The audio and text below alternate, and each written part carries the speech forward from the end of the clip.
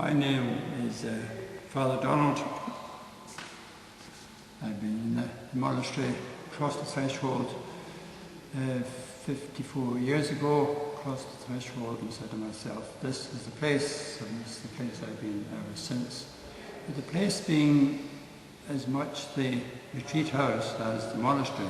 We've been building this monastery 20 years before we actually moved up from the old Scottish mansion, which is the retreat house, whereas the place where I operate most since I retired was a move to the guest house, and now I've got this glorious apron of service that says I'm supposed to be retired. So you can guess what that means.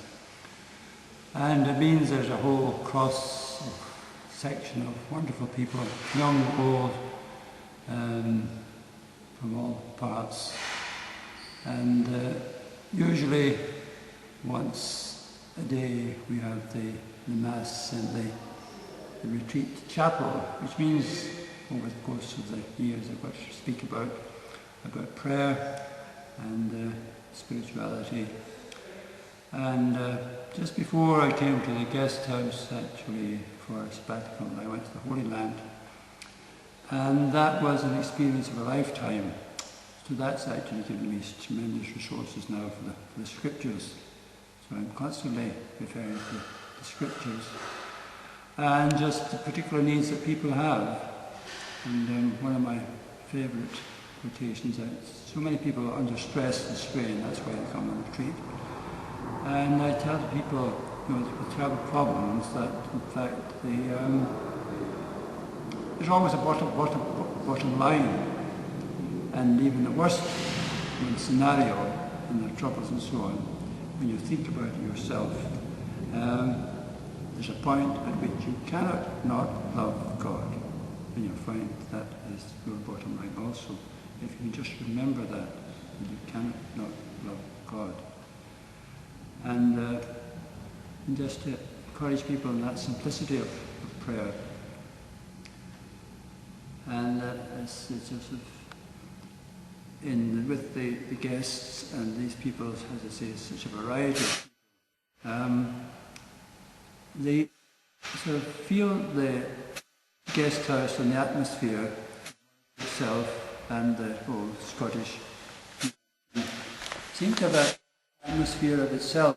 So the number of people who come to me and say, after they've been here for a bit, completely spontaneously, without any connection with each other, saying, the moment I passed through that archway, I just felt the peace. And they come here and they just relax and enjoy the surroundings.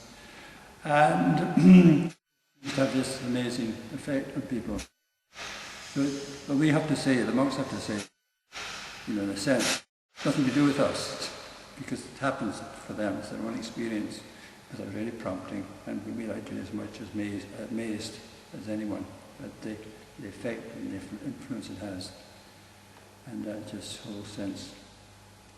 And I remind them, as the guest house, I'm the mine host. We've got that line from one of the hymns. How does it go? So my Saviour, inside my breast. Body of Christ, be thou my saving guest.